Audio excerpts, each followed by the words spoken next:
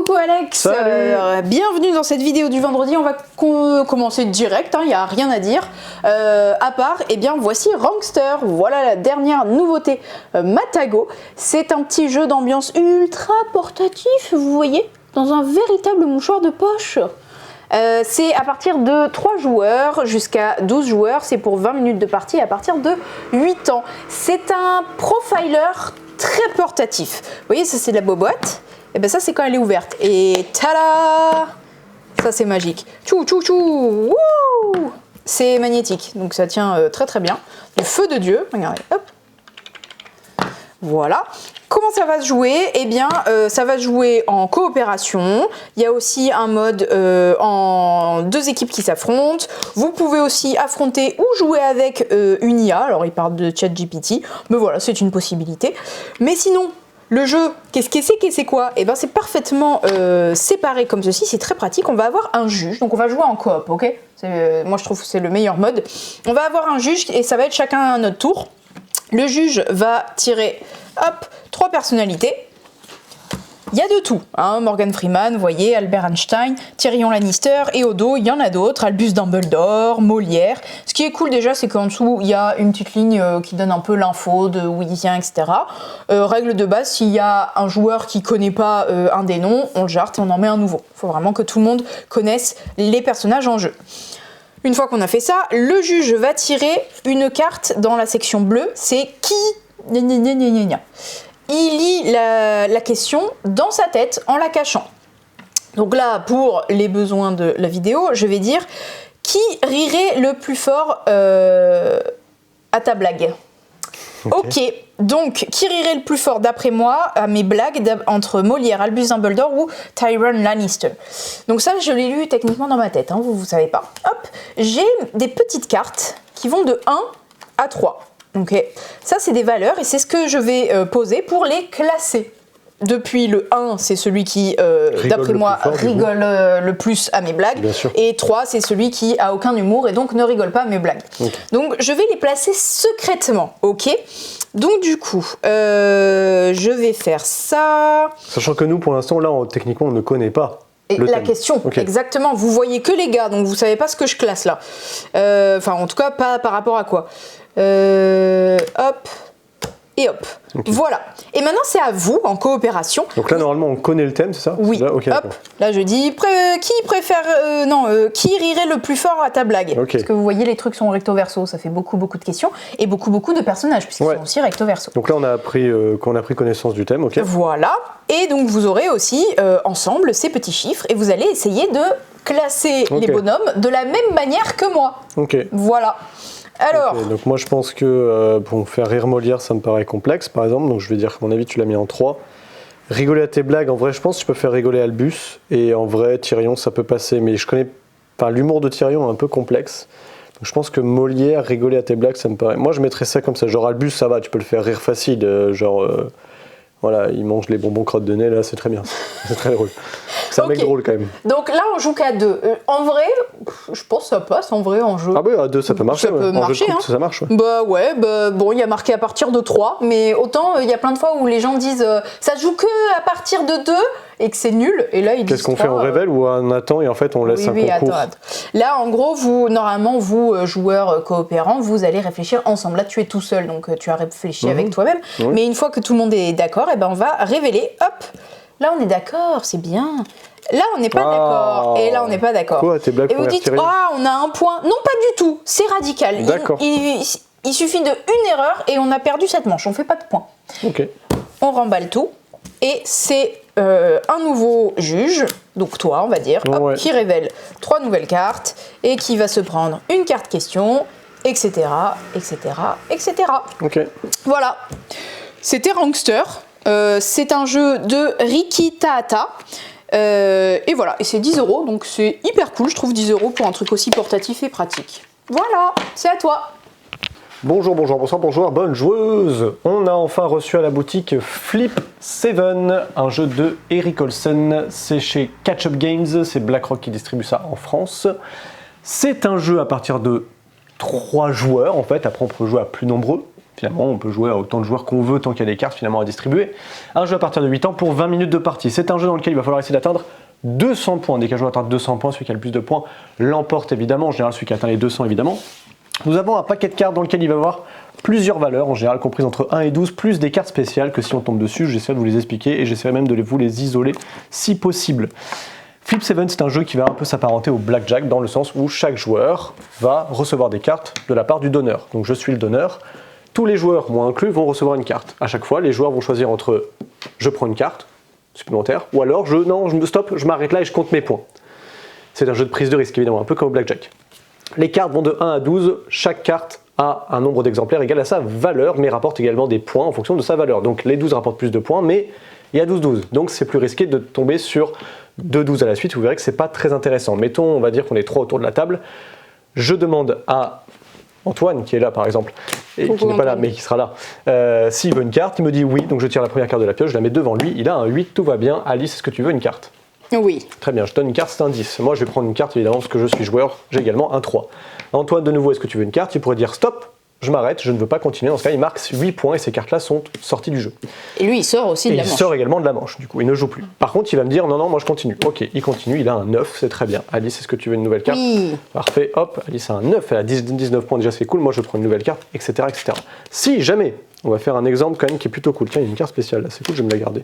Hop, si jamais, en jouant, hop, on trouve une carte, je tombe que sur les cartes spéciales, c'est génial. Hop, si jamais je tombe sur une carte en piochant, hop, comme ceci. De manière totalement aléatoire. Exactement. Si aléatoirement, Alice me dit oui, je veux une nouvelle carte, et boum, elle pioche un 10, alors qu'elle a déjà un 10, elle saute, elle sort de la manche immédiatement et ses points, hop, ne comptent pas, elle sort directement du jeu. Point. Autre particularité, vous pouvez tomber sur des petites cartes spéciales, comme par exemple un x2 qui permettra de doubler du coup la prochaine carte, si je dis pas de bêtises. Vous allez avoir une seconde chance qui vous permet notamment, lorsque vous allez sauter ou sortir du jeu, finalement vous dites non, j'ai une seconde chance, donc je défausse ma seconde chance et je reste en jeu. Un stop, ça c'est très cool, vous allez dire à un joueur, en général vous ciblez les autres joueurs, un autre joueur se prend un stop, il est obligé de s'arrêter. Voilà, vous le forcez un joueur à s'arrêter. Il score quand même ses points. Il score ses points, mais du coup c'est relou parce que des fois vous avez envie d'aller très très loin et malheureusement un joueur vous stoppe. Et enfin le 3 à la suite, un joueur au choix va devoir tirer 3 cartes à la suite. Si jamais il y a des doubles dedans, tant pis pour lui, il saute. Par contre sinon il les garde, c'est ça qui est bien. Un jeu relativement simple à expliquer, c'est vraiment dans la lignée de tout ce qui est Skijo, Cracklist, Trio, des jeux qui fonctionnent très bien en famille, avec des potes. 3 fois rien de règles. Et finalement, un suspense palpable, je dirais, avec ce genre de cartes, ce genre de jeu de prise de risque. Évidemment, vous allez, pour les plus stratèges d'entre vous, compter les cartes, vous dire ok, il y a eu 4-12 qui sont sorties, statistiquement, vu le nombre de cartes qui restent, je pense que je peux continuer. Malgré tout, j'ai quand même un 9, un 8, un 11, etc. Merci la moto. J'ai quand même plusieurs cartes de grosse valeur, donc peut-être qu'il vaudrait mieux que je m'arrête pour scorer mes points. Bref, le but ça c'est les gens intelligents. Voilà, c'est ça. Mais sinon, vous vous en fichez et vous demandez des cartes, et vous avez un maximum de points et vous gagnez la partie quand vous atteignez 200 points. Moi, au bout de 3 cartes, à chaque fois je saute, j'ai pas de chance. Et oui, ça arrive malheureusement. Donc il y a vraiment une sensation un peu à la blackjack, mais beaucoup plus simplifiée, avec un peu de chaos avec les cartes spéciales. Voilà pour Flip 7 et on va enchaîner avec Antoine. Il a attendu. J'ai eu un peu peur de ce qui allait se passer, mais ça va. J'ai hésité entre plusieurs options. Bonjour tout le monde, j'espère que vous allez bien. Moi je suis un petit peu rigide ce soir, car mon dos est bloqué, mais sinon tout va bien. Cette semaine, on a reçu Antise, un jeu de chez Greux Games. C'est un jeu de Marc-Antoine Doyon et Damien Falkouska, illustré par Cowboy Tattoo. Ça c'est un nom qui en jette. Antise, il est au rayon coopératif, puisque c'est un jeu coopératif, et c'est surtout un jeu d'ambiance qui va changer drastiquement votre manière de jouer à des jeux de société, puisque ici, on va pas du tout être assis autour d'une table, puisqu'on va jouer dans un espace qu'on aura déterminé. Intérieur, extérieur, les deux, on s'en fiche. Un espace assez grand, puisqu'on peut jouer donc de 6 à 12 personnes, et qu'on va se disperser un petit peu dans cet espace plongé dans les ténèbres. Donc un parc c'est très cool, mais un parc en plein après-midi, ça marchera pas du tout. Un grand jardin, un appartement, ce genre de lieu, ça fonctionnera parfaitement. Thématiquement, on va essayer de sauver des gens parmi nous, puisqu'ils sont possédés. Pour les déposséder, ouais, on ne dit pas comme ça, les pour pratiquer un exorcisme, il va falloir leur faire quelque chose de précis. Je ne sais pas ce que c'est, ou ne pas faire quelque chose de précis d'ailleurs. On va devoir le déduire, le deviner par rapport à leur comportement, sachant que tant que je n'aurais pas fait cette chose en question, moi exorciste, eh bien je ne pourrais pas libérer cette personne, voire pire, il y a certaines actions que je ne dois pas faire, sinon je deviens également un possédé et il faudra compter sur l'un des autres exorcistes pour arriver à nous sortir de cette situation. On va jouer en un nombre de manches délimité, en un temps limité et il faudra que dans ce temps donné, eh bien, on ait réussi à libérer un maximum de personnes. Cas extrême, il se peut que tout le monde finisse complètement possédé et que ça se termine ainsi. C'est le genre de jeu qui va avoir besoin d'un meneur ou d'une meneuse de jeu qui a un nom ici. Maître de cérémonie, c'est plutôt cool, oui. Qui va un petit peu organiser, donner les rôles, vérifier que tout fonctionne. Donc voilà. En gros, un espace dédié, plongé dans les ténèbres, vous allez être avec la lumière de votre téléphone ou lampe torche, mais bref, on a tous un téléphone. Vous allez explorer les lieux et là vous allez tomber sur d'autres joueurs qui sont en train de faire des trucs bizarres. Tiens Alex, pourquoi est-ce que tu te roules par terre? Tiens Alice, pourquoi est-ce que tu es debout sur cette chaise à hurler à la mort en regardant le plafond? Va falloir essayer de comprendre ce qu'il faut faire, etc. Voilà en gros l'idée. Difficile d'en parler. Oui. C'est un jeu expérience, c'est un jeu un peu ovni. Le mieux c'est d'essayer pour voir. Je pense que c'est vraiment ce genre de jeu. Vous pouvez vous dire oui mais du coup une fois qu'on a fait une ou deux parties, on connaît tout. Non, il y a quand même pas mal de cartes qui vous donnent l'explication de ce que vous devez faire en tant que possédé pour être libéré ou pire pour pouvoir posséder les autres. Et donc il y aura quand même une belle rejouabilité à ce niveau-là. Vous doutez bien qu'ils y ont pensé. Hop, on passe à la suite. La suite est là. On allait l'oublier. Donc ceci. Voilà. Me revoilà. Et j'arrive. Mythos Tales. Qu'est-ce que c'est? Pourquoi on l'a mis par là? Hop là, ici. Parce que c'est une sorte de Sherlock détective conseil dans l'univers de Cthulhu. Du coup, vous allez me dire, Bureau of Investigation, c'est déjà ça, c'est Sherlock dans l'univers de Cthulhu. Oui, mais lui, il a un twist de plus. C'est qu'il y a un time maker, time tracker qui fait que vous allez avoir du temps et que vous êtes un peu sous le stress et que vos mouvements vont être un peu plus stratégiques. Mais sinon, vous avez 8 enquêtes dedans à faire dans l'ordre parce qu'elles sont de plus en plus difficiles. Vous avez, comme dans Sherlock Détective Conseil, un livret avec, ils appellent ça les cas, donc les enquêtes, un plan de Arkham, un petit annuaire avec les numéros des gens qui vont vous donner, comme dans Sherlock, allez à la page tant si vous voulez contacter Miss Bidule. Vous avez aussi des brochures de journaux qui sont associés à différents cas. Et voilà, et après vous avez ce fameux time tracker qui est en plus et qui va en fait faire le plus du jeu. Voilà, maintenant on va au JDR. Et recoucou! Et oui, il y a Antoine qui est de retour et c'est moi qui fais l'actu JDR. Non, vous en faites pas, il va être là. Mais quand même, je me prends une petite part du butin pour vous présenter la gamme de Walking Dead. Oui, comme la série. Voilà, parce que c'est tiré de la série éponyme. Donc du coup, vous allez vivre dans ce mode post-apocalyptique où il n'y a que des choix moraux difficiles à faire. Quel genre d'humain et de survivant serez-vous? Et bien voilà, vous pouvez le jouer dans ce jeu de rôle. Ça prend place pendant la série, mais à n'importe quel moment de la série. Donc du coup, vous pouvez croiser les personnages de la série dedans. Et c'est sur le système de jeu Year Zero Engine. Voilà, je le dis pour ceux qui s'y connaissent. Moi, je sais pas ce que c'est, mais de ce que j'ai lu, c'est un système qui est fait pour quand même pas trop prendre la place sur le roleplay. Donc ça, okay. Ça me plaît. Donc du coup, vous avez le livre de règles, l'écran avec l'illustration comme ceci, ou dedans comme d'habitude vous avez l'écran avec une jolie illustration et dedans vous avez les aides-mémoires du système un peu résumé pour le MJ, et vous avez le kit d'initiation qui est fait aussi pour se lancer. Alors il n'est pas pour les néophytes du jeu de rôle quand même, mais comme souvent les kits d'initiation, on peut se lancer aussi dans le jeu de rôle avec ça. Mais c'est surtout livret de règles avec les règles condensées. Il y a déjà un scénario dedans. Il y a des 6 personnages pré-tirés. Et en plus, vous pouvez incarner en pré-tiré Carole, Gabriel, Glenn et Michonne. Ouais, Michonne, la samouraï avec la black avec son sabre et ses 2 zombies là. J'ai jamais regardé la série parce que je suis une flippette, donc voilà. Mais du coup, vous avez des personnages pré-tirés et des personnages pré-tirés de la série, donc vous pouvez incarner ces personnages-là. De mémoire d'ailleurs, Michonne, c'est la même actrice que dans Black Panther qui joue Okuyo. Okoye. Ouais, un truc comme Je sais ça. plus. Okoye. je Ok, crois. voilà. Maintenant, une sorte de retour en stock un peu, c'est la gamme de Star Wars aux confins de l'univers de l'Empire. Donc il y a l'écran, le livre de base, hop, le kit d'initiation. Donc ça, c'est vraiment, même pour les gens qui s'y connaissent pas en JDR, c'est open, go, voilà. En fait, plus, là, c'est mieux de s'y connaître en Star Wars finalement pour commencer. oui, il faut quand même s'y connaître en Star Wars. Mais ça dit pour ceux qui se lancent, qui veulent découvrir le JDR et qui veulent aussi découvrir Eh oui. Star Wars aux confins de l'Empire. Mais la nouveauté, parce que quand même, c'est celui-ci.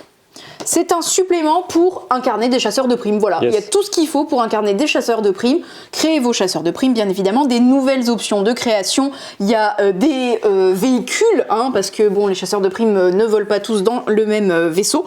Et voilà, il y a des petits conseils. Il y a pas mal d'enquêtes, de traques, de chasse. Normal, en même temps, vous êtes des mercenaires. Voilà, maintenant, c'est Antoine. Il est là-bas. Mais je vais quand même te passer ça. Oui, un micro c'est bien. Hop là.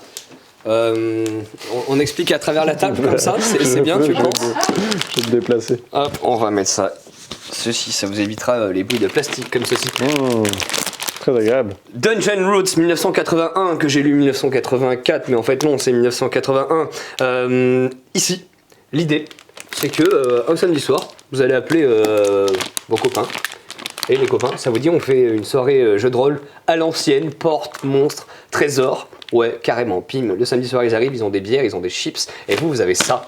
Pas besoin de préparation, hop, vous ouvrez, et vous allez lire, page après page, paragraphe après paragraphe, et vous allez vous laisser guider, et vous allez vous improviser meneur de jeu dans cet univers-là, qui est du pur porte-monstre trésor. On est dans un donjon, on va taper des trucs et échapper à des pièges, et à un moment ou à un autre, il y aura des boss et des récompenses, c'est un peu ça l'idée, vraiment à l'ancienne.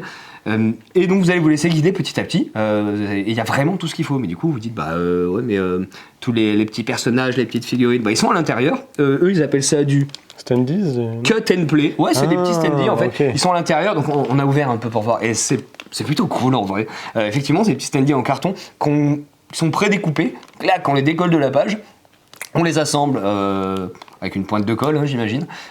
Et c'est parti, on peut jouer directement. Et on va vous dire, voilà, là vous attrapez 4 squelettes, vous les mettez dans cette salle. Là, il y a 2 morts vivants, enfin que sais-je.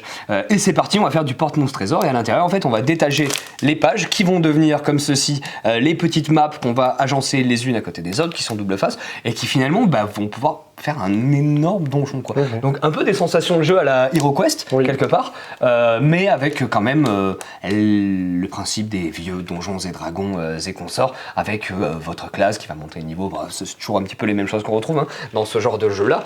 Une fois que ça s'est terminé, je peux m'en servir comme matériel pour créer d'autres donjons. On peut dire que peut-être à un moment les personnages ils sortent du donjon et qu'ils vont faire d'autres trucs, et qu'à un moment ou d'autre vous aurez besoin d'un donjon sous la main. Hop, vous pourrez vous servir de ceci. Et à savoir, c'est entièrement compatible avec Old School Essentials, qui est un jeu de rôle qui reprend vraiment cette mécanique de jeu-là. Vraiment une bonne proposition, qu'on soit release affirmé et qu'on veuille se faire un petit one shot vraiment avec des sensations old school, ou si vous voulez vous mettre au jeu de rôle, mais que vous, ce qui vous intéresse, plutôt que jouer des personnages avec de la complexité, de la profondeur, c'est aller dans des donjons pour taper des trucs, ce sera vraiment parfait. Ce qui n'empêche pas ultérieurement de faire vivre vos personnages. Je crois qu'on a fini avec le JDR. Exactement. Je crois qu'on a fini avec la vidéo, non? Tout à fait, on a fini Ok. la vidéo. On vous dit à bientôt, À bientôt chez Jeux des chez les cartes Bordeaux.